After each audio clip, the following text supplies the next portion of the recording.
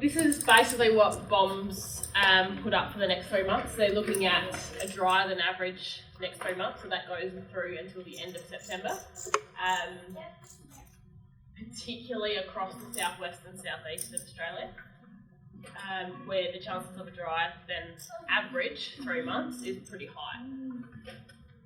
This sort of, I'll show you the map in a minute, but their predictions have extended across most of the country, but as I've pointed out here, a lot of the tropical half of the country doesn't get rain this time of year anyway, so dry is really a big thing up there at the minute.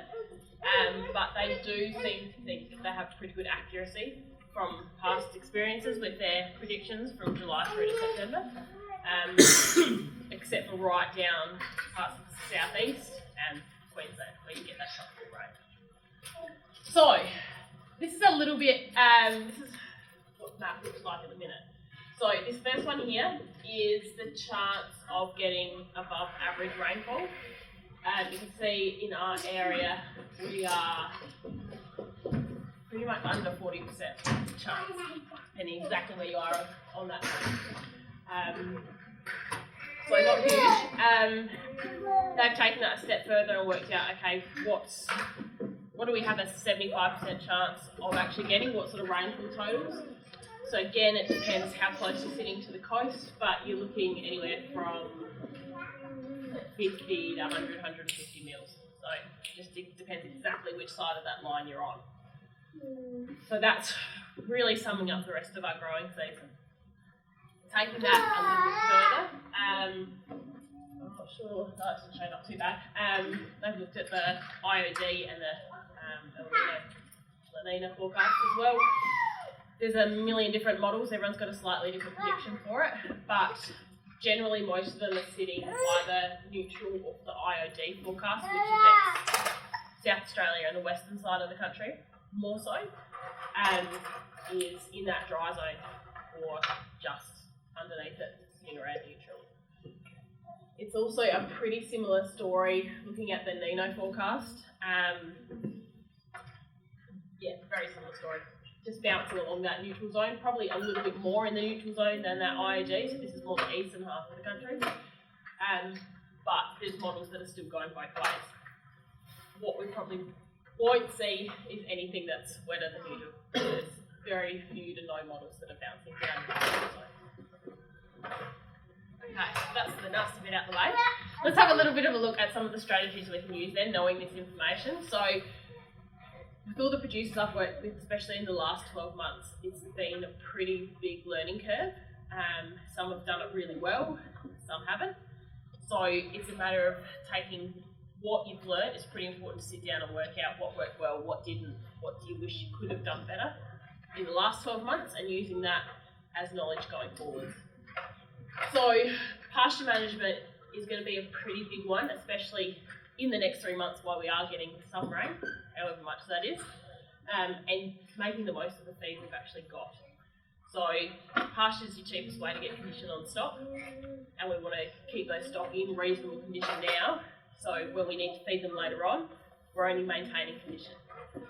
So there's a few different strategies here. The first one is budgeting. That's pretty important. So actually getting out there, working out how much dry matter you've got, whether it is a crop that you're planning to graze or just a pasture, and getting your head around growth rates as well.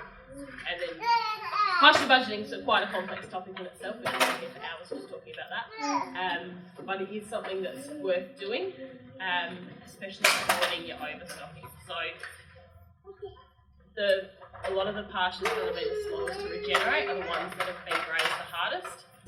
So knowing that point when your dry matter is low enough that you really should be pulling stuff off of it has been pretty important. They do it pretty well in the peninsula because the soil's a lot lighter.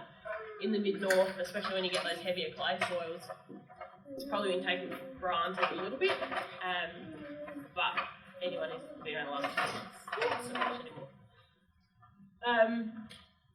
Now confinement's a pretty handy one here too, so I'll probably touch on that more in a minute.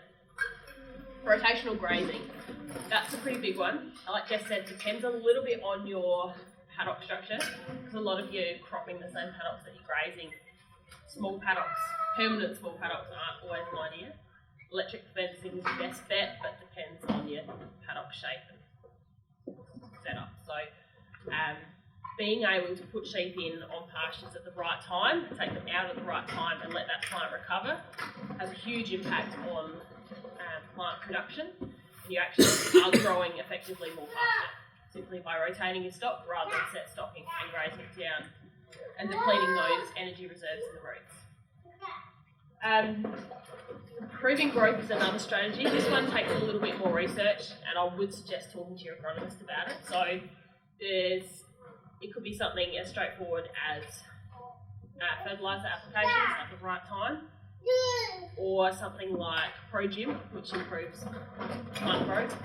There's a few guys in some of the better parts of New South Wales last year that did get some rain that used a little bit of that as a strategy, but again, you're still going to need rainfall to grow pasture. So have a chat to your agronomist about that one. Slowing water flow, so particularly your runoff is pretty important here, and this is where we come back into maintaining that ground cover. So when we do get rain, we want it to infiltrate the soil so we can actually grow plants rather than running off, losing not only our topsoil and some of our seed bank, but also not having the water actually sit in the soil. It's running off down the creek. So ground cover is pretty important there in that respect, also for reducing your erosion and not losing your topsoil. Having some ground cover, as I'm sure you're all aware with the cropping side of things, helps improve your soil health, so having that organic matter there in the soil. I don't know if you've noticed or not, some of the paddocks that have blown, the areas where a lot of that stubble sat when it eventually blew is where more of the grasses grow, taking off a lot better there. But also having some form of ground cover there helps minimise that soil moisture evaporation as well. Now the last point depends a lot on your system. This is much more for permanent grazing country like hills, and that's encouraging some of those native perennials as well. So they are pretty well adapted to dry conditions, so encouraging their growth can be pretty handy tool as well. Okay, moving on to the fodder side of things. Forecasting is really important. So if you are planning on locking the stock up, or even if you're not, talk to someone or sit down and work out what your worst case scenario is. So you've got a bit of a forecast about how much fodder you're actually going to need, and if you're going to need to buy some, buy it in early. So if the season continues the way it's going to be, fodder or hay is nearly impossible to get already, and just grain's not far behind it. So if that continues, we're going to see a repeat of last year, where the organised producers are buying fodder stores basically before they're even, like, hay's been baled or the grain's in the bin. Anyone that hasn't been organised enough and thinks they're going to get some 3 or 4 months later is going to get a pretty nasty shock with prices and supply. It's going to be a lot harder to get. So that's been pretty important, and feed test as well. So while your options are a bit limited, we're still seeing in some places people digging fodder out that's, hay that's been stored for X amount of years. Hay is probably the biggest one. Hay's not hay. There's a pretty big difference between hay that can maintain a dry ewe and stuff that's more like straw that stock lose weight on, and usually it's all priced the same. So a lot of producers are getting more savvy with this and getting that feed test, but you do want both your energy and your protein levels as an absolute minimum. So that covers the feed side of it. The other side is how we manage our stock. So early weaning is a pretty good strategy here.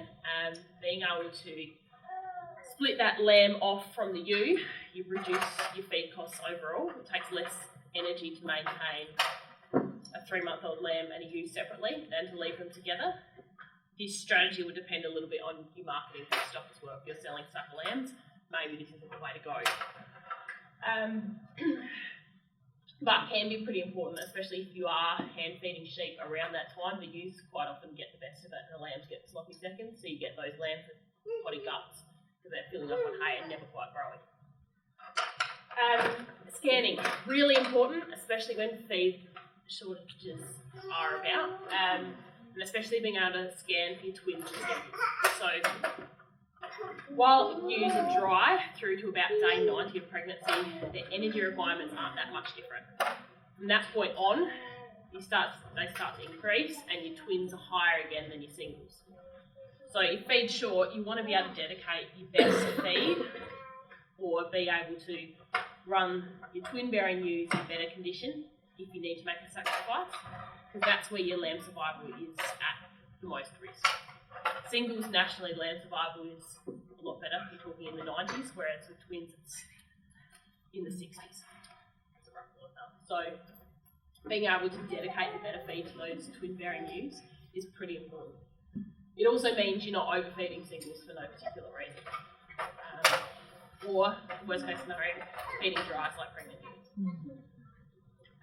Keep an eye on your minerals. For anyone that did lock sheep up, especially on a cereal diet, so cereal grain, cereal hay, calcium is really important.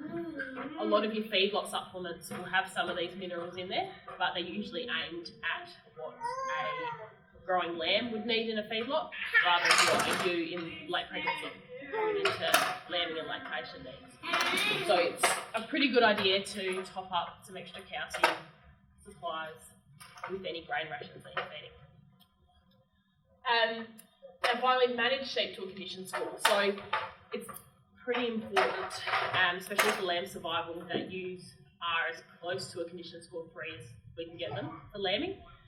Now, when feed short, we need to start making a few sacrifices in some cases, and this is probably where I'm talking about triaging if you really have to. So that's where you're better off keeping your twin-bearing ewes in pretty good condition. Singles, they can probably run a little bit under. Having said that, overall, once your condition score is under 2, the chance of ewe and lamb death is astronomical. So I've seen some pretty bad results there in pastoral areas. What this means is know your condition score at weaning, know where you need to get to, and have a rough idea of what the season ahead of you is doing. So that would depend if you're a autumn lammer or a spring lammer. And really try to maintain that condition as best you can. It's a lot cheaper to feed earlier and little to maintain condition than it is to let them drop right off and try and pick them up in late pregnancy.